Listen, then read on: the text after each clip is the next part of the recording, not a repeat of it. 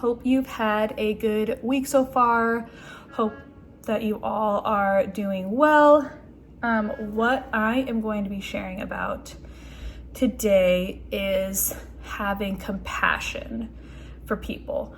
Having compassion even when we feel like we have the right to not treat people with compassion, when we feel like we have every right to treat people how we believe they should be treated. I get to share a story of basically how I came to the decision to talk about compassion and what that can look like, right? Or what it should look like. Hopefully it won't be a long story, but I'm sharing everything, so it could be long. So bear with me. For some of you who don't know, my husband, Michael, he started medical school.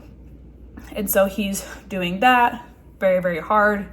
Obviously just, trusting in God with everything, because medical school is not easy whatsoever.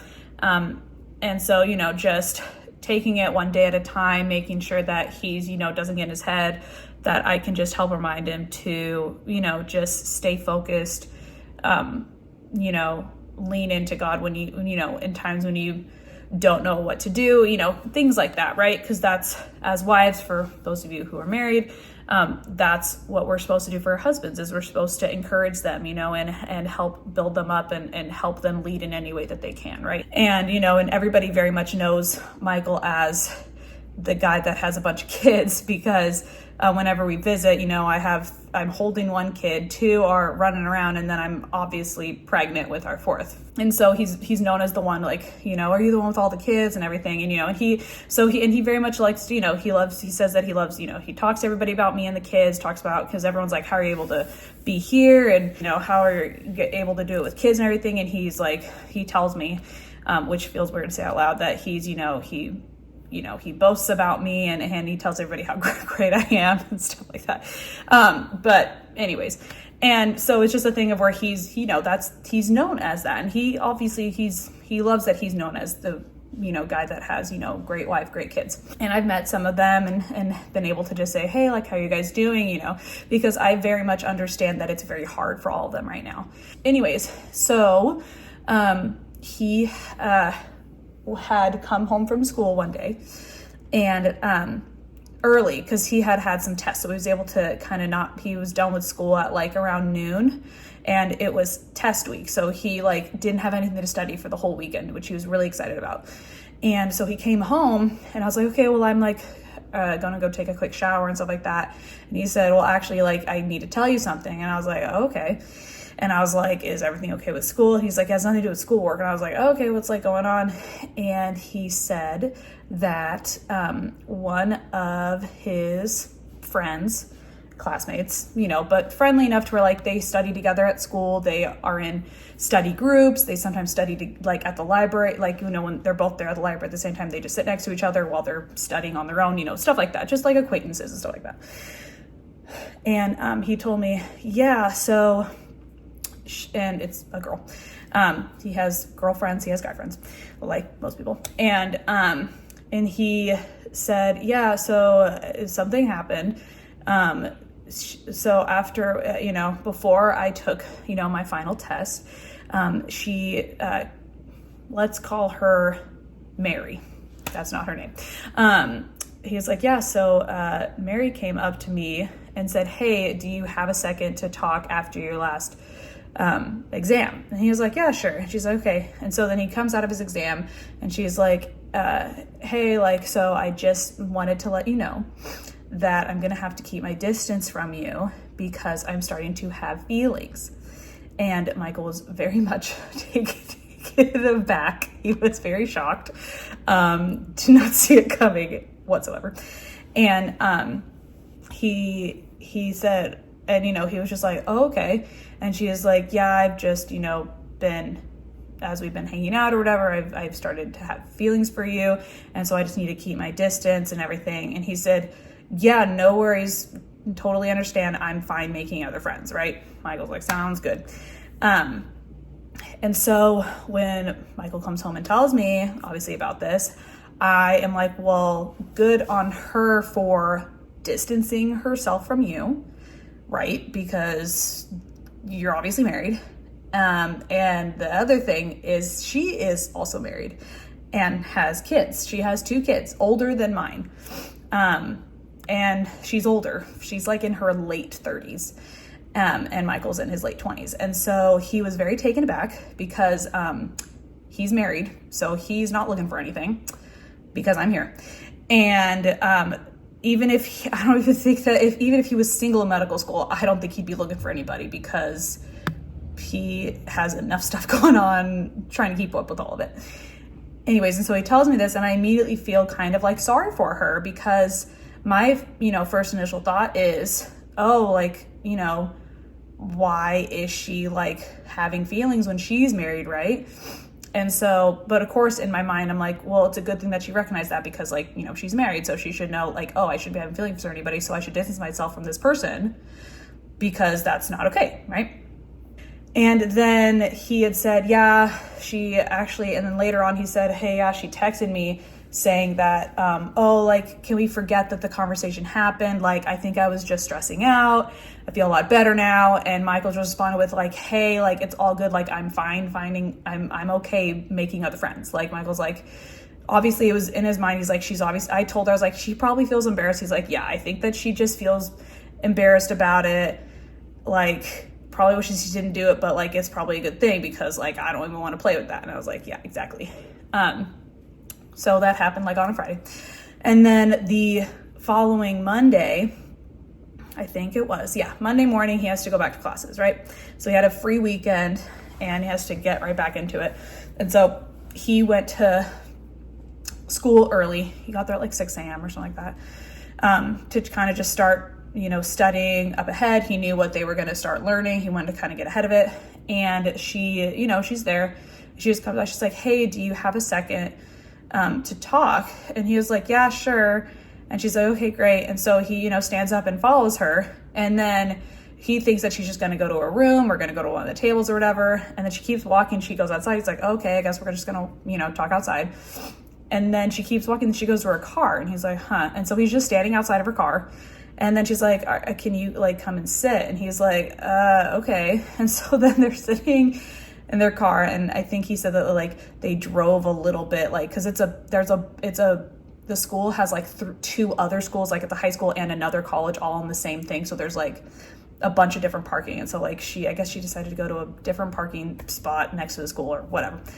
Anyways. And so she tells him, I don't know if I'm being paranoid. I don't know if I'm like thinking about different stuff or whatever. But somebody came up to me and asked me if I was seeing anybody. And Michael's like, well, listen, I didn't tell anybody about the conversation we had. Like, I haven't told anybody. Obviously he meant like at the school. And she said, yeah, I don't know. Like, and she said like, I can't remember, I obviously wasn't there. I don't know exactly word for word what she said, but she basically said like, yeah, I don't know if I'm just being weird or whatever. She's like, but are you sure that there's nothing from your end? And she basically asked him like, you're sure you don't have any feelings for me? Which then in turn, Michael has to say to her, like, I don't have, there's 0% chance that I have any feelings for you. Like, there's nothing there. This is obviously Michael, so he's being a lot nicer about it.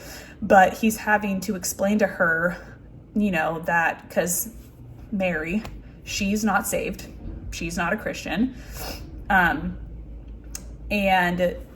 so he's having to explain to her, like, it's not just that I'm married and have kids. Like, it's also with my faith. It's I'm a Christian. This is what I believe. He's having, like, we have a covenant. Like, we made, when we made these vows, we were serious about, He's having to explain to her things that she should already know because she's married, which is also weird. Anyways, so he told her that, whatever. He gets in the car, he leaves. He's like, cool. Like, there's like, yeah, that like just solidified of him. Like, can't even like, have a simple like hi, hello conversation because it's like, what is going on?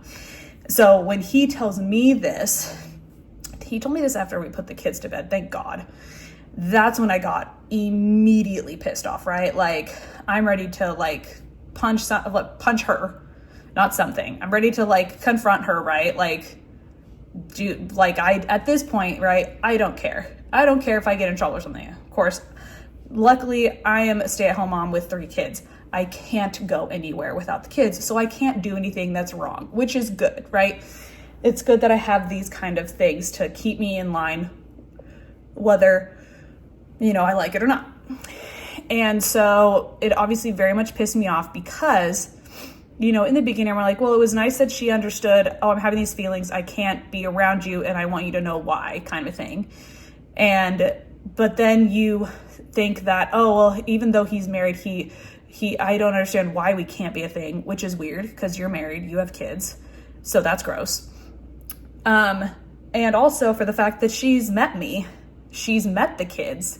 She has told Michael that it'd be great to do play dates with the spouses and the kids all together and da-da-da-da-da, which is never going to happen now. And so, yeah, so I was obviously very pissed, did not like it. She then again texted him saying, hey, like, sorry, this whole last week has been weird. Like, I wish that we could, like, if it's possible to forget everything. She sent him another text saying, can we forget everything about it or whatever? And Michael just very much like, because she noticed that he wasn't at school. She thought that he wasn't going to school because he was avoiding her, which no. And, he's not immature like that. And he just told her, like, nope, because it's not mandatory for them. They don't have to go to every single class. There's some classes that are mandatory, but majority of the time you don't have to go to class. You can just watch the recordings and study what you want to study, kind of thing. So he just was choosing to not be at school because he didn't have to be, and he could just study wherever. And so he had to tell her, like, had nothing to do with you, like, so don't worry about it. And so I was obviously, like, pissed. I was obviously very angry. And I was just like, talking to Michael and like very much just like, I was upset. And as you can say, and I was rightfully upset. I didn't have a reason.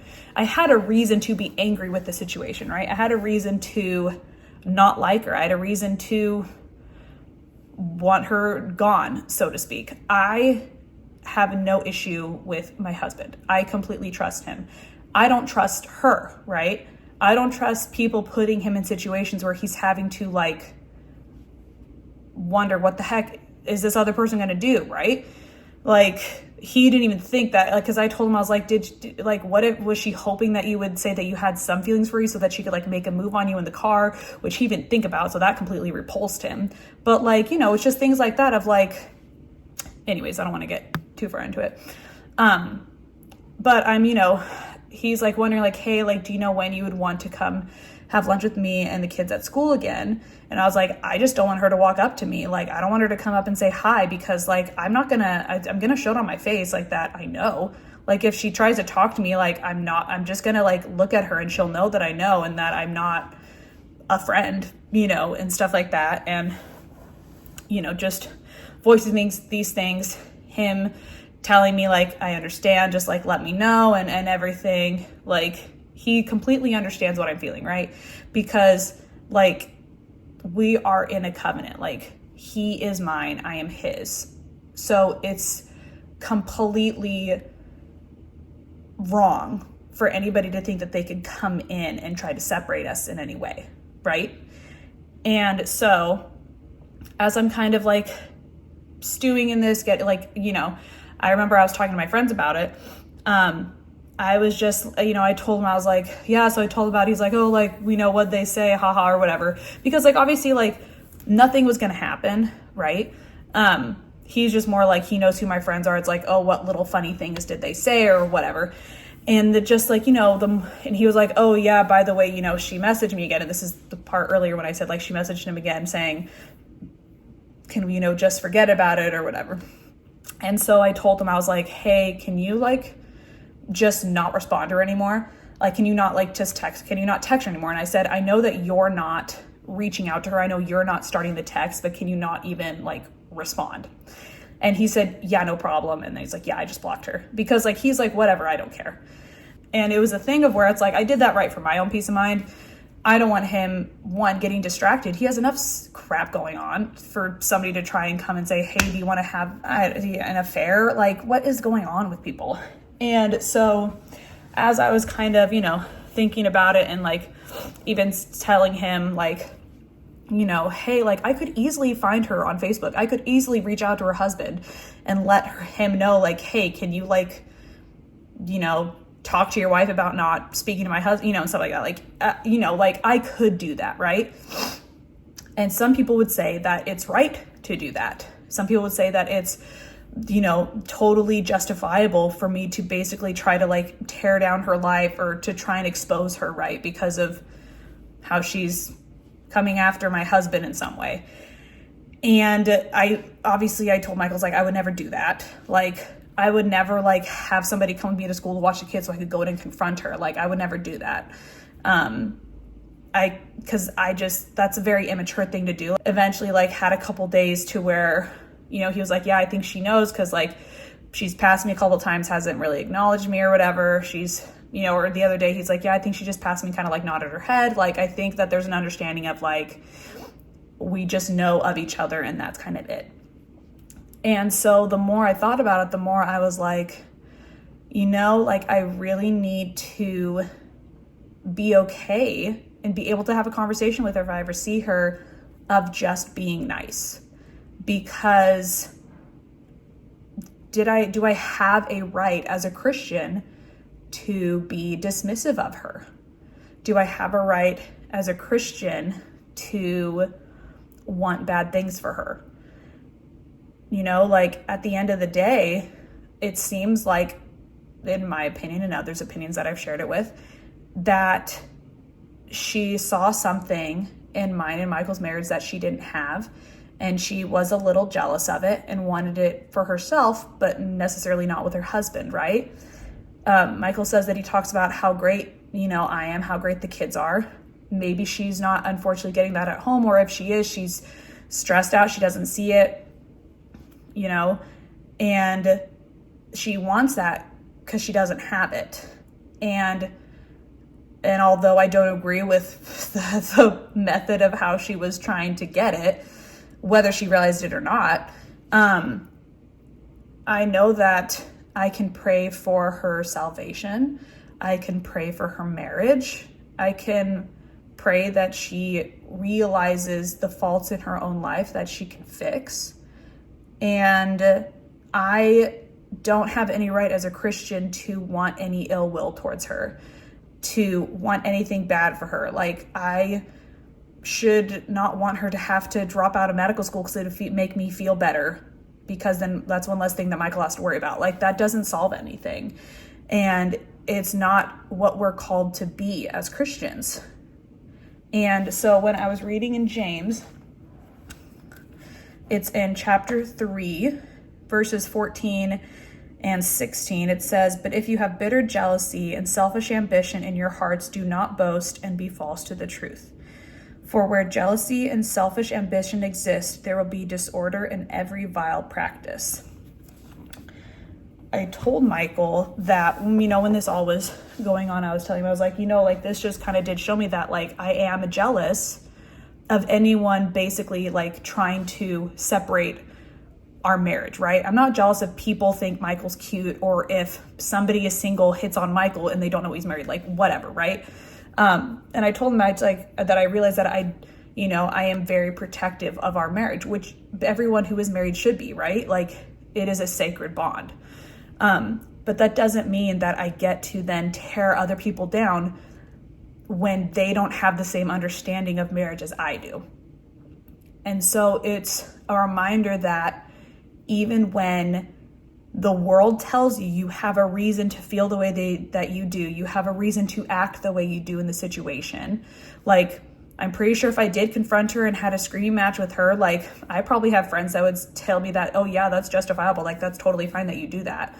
But as a Christian, we're not supposed to, right? We're supposed to be Jesus. And I don't think Jesus in the situation would go up and start screaming at her and telling her what's wrong with her and everything, right?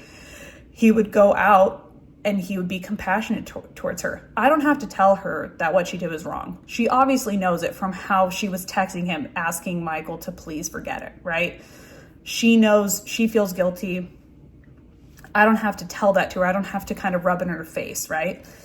But I can be compassionate towards her. I can show her, like, as a Christian, like, hey, I can still be loving towards you.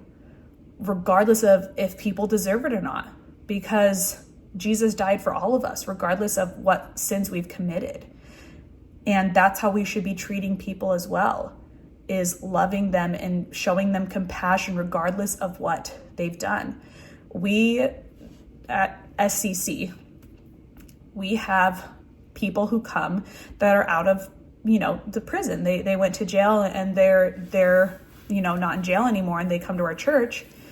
And for pretty much all of them, I probably maybe know of one, but out of all the ones that go there, like, I don't really know what they did when they were to get themselves in prison. Like, I don't know. I've never really wanted to know. I've never tried to, know, unless it's for a specific reason that I have to know, but I don't really. And nor do I need to, because when you give your life to God, all that is wiped away. And when we're saying we're Christians, when we're saying that we're trying to be more like Jesus, then we should look at each other as Jesus would look at us. And that is that there's forgiveness and there's restoration. And so I now believe for her to get to that understanding, to get to that place of, there is something different about their relationship, like mine and Michael's. Like, there is something different about them. Why do I not have that? Or why is that out of my relationship, kind of a thing? And so that's what I get to do. And so then if she ever does come up, like, I get to be loving towards her. I get to show her that regardless of the conversation she had with my husband or whatever, I can show her that, that I can still be a good Christian, that I can be a good representation of Jesus. And that's what I wanted to talk about. Sorry that it's so long. Obviously, the reason that it's so long is because of the story. But I just encourage you to, as you're choosing to treat people in your lives a certain way for whatever reason, good or bad, whether you have issues with people or not, is in the situation to think, how would Jesus speak to them? How would he witness to them, right? Because there are lots of people who had accusations against Jesus. There were lots of people who said things to him, and he didn't scream at them. He didn't say he was justified in treating them in any way vile. And it should be the same for us, right? We don't have excuses. When we choose to be a Christian, we would choose to give our lives to God, and we're saying, I want to be more like you, then that's what we do. We don't get to turn it on or turn it off, or choose which people we want to be like Jesus to, and choose other people that we want to treat them how the world says we can treat them, because it's hypocritical. And it's definitely something that everyone has to work on, right? Because it's easier to do with some people and harder to do with others. And as this was like my very first real experience of like understanding, obviously after I talked it all out, that's when I was getting more understanding about it, right? It's not like I was starting to plant things or starting to try to do things behind the scenes. Like, I was very much just talking it out with people. And, the more I talked about it with Michael, and the more that I read my Bible, the more that I thought about it, I was like, okay, like, this is my opportunity to do this in this situation. And that's what I encourage you to do. It's not an easy thing. I think it especially takes a lot of practice, a lot of time, because it is in our, sin nature to want to have things the way that we want them, to be able to say things we want to say, whether they're good or bad. And I'm just encouraging you to be compassionate with people, and in a real, authentic way. So I hope that you have a great day. I hope that you have a great Sunday tomorrow. And I really hope that God gives you some ways of showing compassion to people.